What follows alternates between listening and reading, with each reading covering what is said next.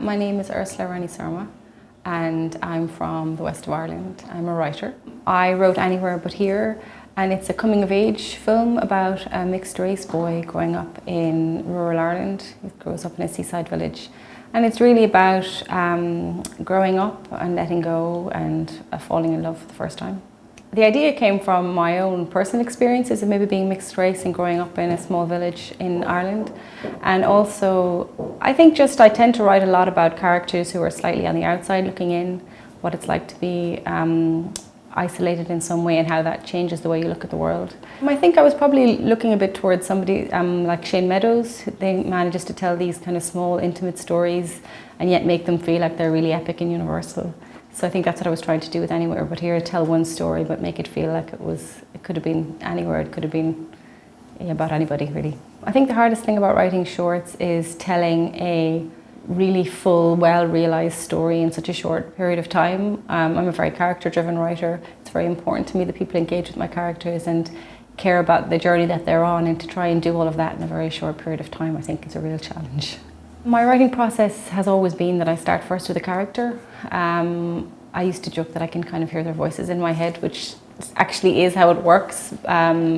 Usually I'll hear a character in a certain situation, or I'll hear a phrase, and that'll start me thinking, well, where did that come from, or who is that person, or what's the journey they're on? And that's really all I tend to have when I start writing. I don't tend to have the entire journey plotted out yet. There's quite a lot of discovery for me in the writing process. It is liberating, but obviously in medium of film, unlike the medium of theatre, sometimes you're asked to have quite a lot worked out before you start writing. So because of treatments and step outlines, etc., you don't need to have to do those when you work in theatre. So it is, writing in a slightly different manner, definitely.